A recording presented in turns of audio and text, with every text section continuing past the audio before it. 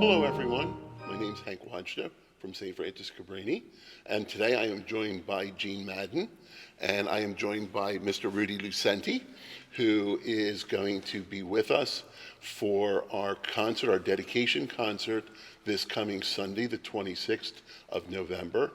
And we are so fortunate that, Rudy, you've been able to work with us and guide us through this process, and we are very, very grateful to have someone of your acclaim. So anyway, we have Rudy here, and he's going to just give us a little bit of background about the organ and talk about this instrument that lots of people have heard but know probably very little about. So do you want to do the first question? Sure. So first of all, Rudy, we're very, very honored that you could be with us at 3 o'clock on Sunday for the concert. But how did you get started playing the organ? Well, it's interesting. I started studying piano with kind of the typical neighborhood piano teacher when I was 4. Actually, my parents started me early. And when I was at about the 6th or 7th grade, I guess, I was with some nuns from Austria, the Missionary Sisters of the Sacred Heart, at the grammar school where I was in school. And one of the nuns was a very accomplished organist. And my parents kind of ratted me out to the nuns that I could play. So it's probably how a lot of us got started. Oh, yeah. And sister took me under her wing and kind of helped me get bitten by the organ bug. So then I studied privately, right through college from that standpoint. So that's how I got interested in playing the organ. Started with the piano. We share that in common with starting at age 4. That's when I started taking piano lessons. Exactly. And the first thing that I played, and the reason my folks thought that I had talent, on the piano I played good, the Campbell Soup commercial. So I plucked that out, and that was the start of my career. Yes, indeed. All right. So what is it like to play that big, beautiful Wanamaker organ? Well, this is my 46th year, going into my 46th year as an assistant at the Wanamaker organ. And the funny story with that is that my daughter was born at 11 o'clock in the morning on February 3rd, 1978. And I had an appointment with Keith Chapman, the Wanamaker organist, at 5 o'clock to interview to become an assistant. So my wife said to me, I'm fine, the baby's fine, go do it. So I get there, and here I'm sitting at this monstrous console with 729 stops, 6 keyboards, and Keith Chapman had his copy of what then was the Philadelphia Bulletin. If you remember, we had 2 newspapers then in Philadelphia, and or 2 major newspapers. And he sat down on the floor and said, okay, go ahead and play. And I'm like, what do you do? And so I'm sort of picking my way through, but somehow I got through it. But I will tell you that it's an experience like no other. And I've played organs all over the world. It's an amazing instrument because of the fact that at 464 ranks of pipes, it is the largest playing musical instrument in the world in terms of ranks of pipes. And there is just nothing you can't play on it. The tone colors are endless. And to this day, 46 years later, I still occasionally am just sitting, maybe practicing sometimes at night or very early in the morning, and I'll come upon a sound I've never come upon before. Wow. So it's still happening to me 4 decades later. Wow. So that's kind of what it's like. It's just like no other sensation. It's not just the power. The instrument has a great deal of power, of course, but the subtleties of the instrument are really amazing. And that to me is where it's, like most things in life, the real beauty of something is in its subtlety generally, not in its overt power. So for me, that's what I like, looking for the little subtleties.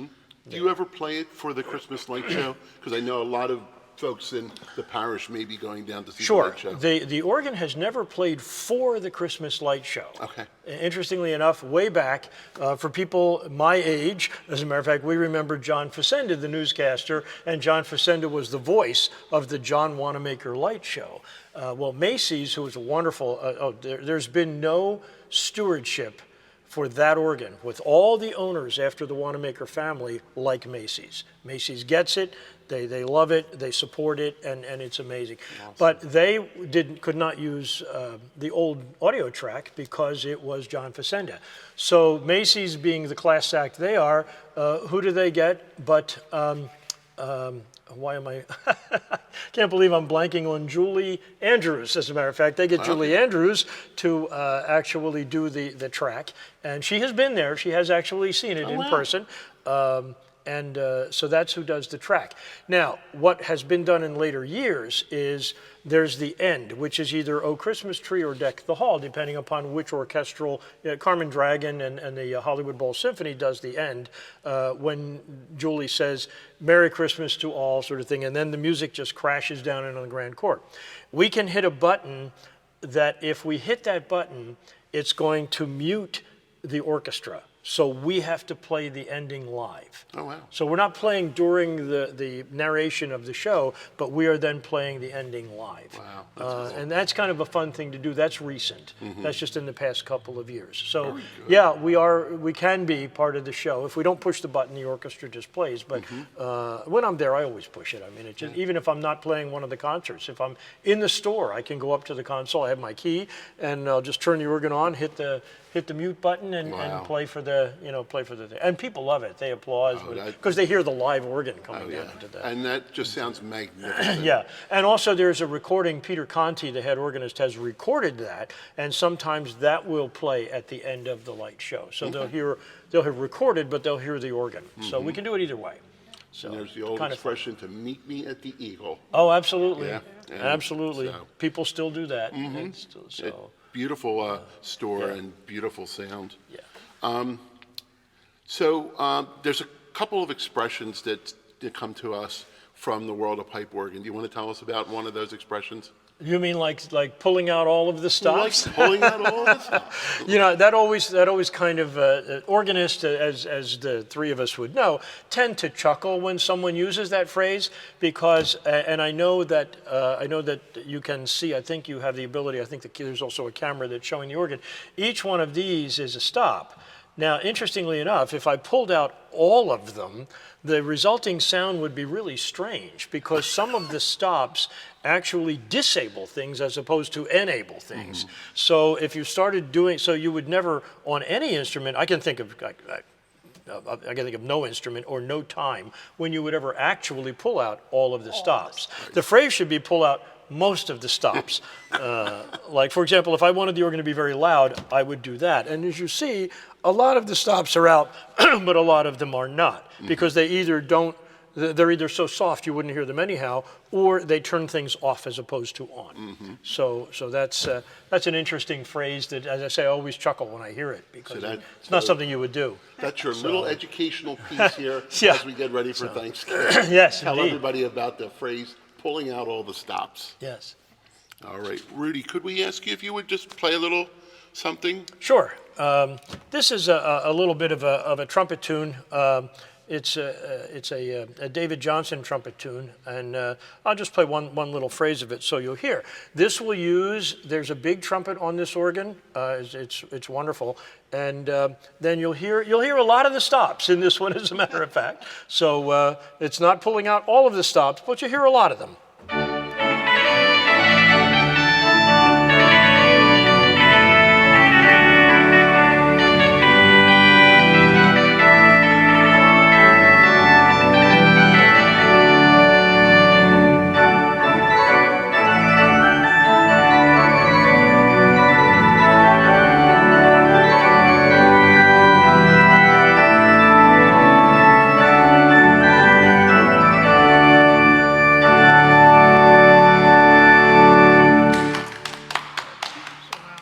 That was amazing.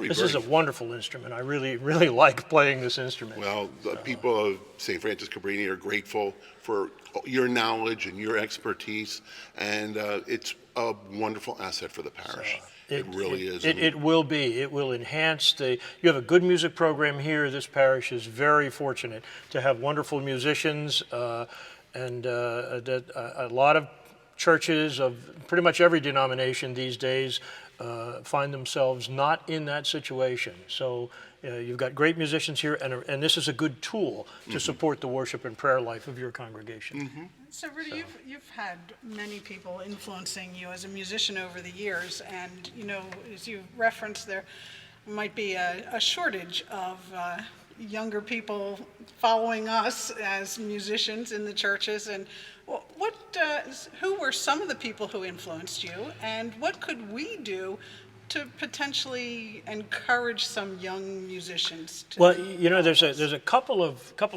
sort of layers to answering that question. For me, and I guess given how far back it goes, I mean, keep in mind I was in grade school in the 1950s. I got out of 8th grade in 1959. So I think that the whole concept of the organ, especially as it existed back then, was that in this case I referenced the one nun from the Missionary Sisters who influenced me. She got me excited about it because it was, to me, I was playing for the school masses. So, you know, for the school liturgies. And that was kind of a fun thing to do. And I still remember the old hymnals that we played from. And of course, keep in mind, back then, of course, everything was in Latin. So it was a little different than it is today. But the other thing is that what's interesting is the music schools for professional performers are glutted. They actually have a lot of students. The good news, that's the good news. The bad news is the number of jobs for those students when they graduate to be able to earn a living have decreased because of, well, COVID didn't help, and church attendance then in some churches did not rebound the way it should have, and as a result of that, budgets didn't rebound. So that's a problem that needs to be addressed. I think in our churches, I think that's not as big a problem. In terms of getting young people together, what they don't realize is that the technology of an instrument like this is much more fun to them than they see it as the church organ. Right. So they immediately see it as something that's going to be droll and boring and whatever. Whereas, for example, this instrument can connect. If a student wanted to use, let's say they were really good with a keyboard, and they wanted to they don't realize that all of the keyboards of this instrument, and there are 3 that I can play with my hands and 1 with my feet, every one of those, as you both know, can be attached to any outboard device, including a computer, as a matter of fact, for that matter. The other side of it is you can go the other way into it, too. So just the whole concept of MIDI or the languages or computer languages is something that, of course, young people are very interested in that. My 11-year-old granddaughter is the person who tells me what to do with my iWatch. I think that bringing kids into this kind of situation, youth groups, having something for youth groups. We do a thing as a matter of fact, there are occasionally school groups that come into the Kimmel Center. And I do some of the demonstrations there I have in past years. Longwood Gardens, we have a situation where we have twice a year an open console situation where people can sign up even if they don't play the organ. And we get a lot of students, piano students, who come in. And now they're sitting at this really monstrous instrument in Longwood Gardens Ballroom, and they're like, well, what do I do with this? Well, you have your piano piece. Play your piano piece. They're like, wait a minute, why is there a piano playing? Because there's a grand piano hooked up to the organ. Right. And I don't tell them that I have turned it on for them. And then all of a sudden they're like, oh, I need to do this more. I need to do more, so they get excited about it. I think it's a matter of introducing students to it. There are pipe organ encounters. The American Guild of Organists has programs for this. I would say getting the youth groups of our parishes and indeed even community groups to know more about the groups of things like the American Guild of Organists that have programs for young people. That's going to do a lot to help. I mean, let's face it, you and I have not necessarily, I think the 3 of us, have not actually decided to be organists for our primary living. We just simply have served the church. For me, this is my 63rd year. Wow. So it's been a while. So that's what I would say, is just basically letting young people even get a sense of it. Think about how many churches, and I can think of 2 or 3 in my career, and you might think of as well, that have been restrictive to that. Where there's been students who want to study the organ, and the organist of the church is A, not permitted to teach on the church's instrument, and B, the students aren't permitted to practice there. Right. Well, if they can't encounter the instrument, they're never going to get interested in it. Good point. So, you know, it's Very here. good point. It's here for everybody. Right. Like that. And we do So- have our organ is open after each of the masses, and sometimes we'll have some families that stop by. And that's great. And the little ones just want to push a button, and the parents always say, oh, don't, well, no, they can push the button. Sure. and give it a try. Sometimes I'll like pull out the chimes and I tell them, okay, you want to hear a bell? Just hit any key, and they're like, they get really excited about Where's that, that you know. So where's that coming from? So there's even a piece that I'm playing, and depending upon where the console is for the concert, if there's a young person who is anywhere where I can get them and they're not shy like that, they can actually, I can say to them, okay, now I'm finished my little part. Okay, ready? Now, and they hit the note and it plays a chime. Well, we can think of some people who come to Mass on Sunday who are definitely not shy. Not shy. And Yeah. so you will probably have no problem finding a So, volunteer for that. and that's an important thing, by the way. Hopefully, and I don't know if you're planning on discussing the concert itself again, but this is really family oriented. This program that Jean and Hank have put together and have asked me to participate in is definitely a family oriented program. It's also, I would call it an organ concert for people who don't go to organ concerts. And I can tell you something, I don't go to too many organ concerts because organists, by and large, and I admit this freely as an organist, tend to play what they want to hear. And I say that, and I'll probably be, strung up by some of my colleagues for saying that, but it's true, and I can prove it.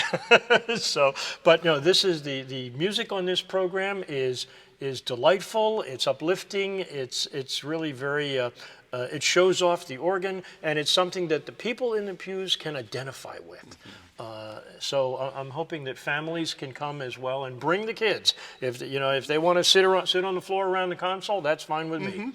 So It's a good way to end the Thanksgiving 4-day weekend for families as well. So if you haven't thought about it, maybe see if you could put this on your calendar and give it a try. I don't think you'll be disappointed. Absolutely. So, Rudy, would you like to play us out? sure. Well, it's Thanksgiving, so it's Thanksgiving week. So let's go with the classic "Now Thank We All Our God" hymn.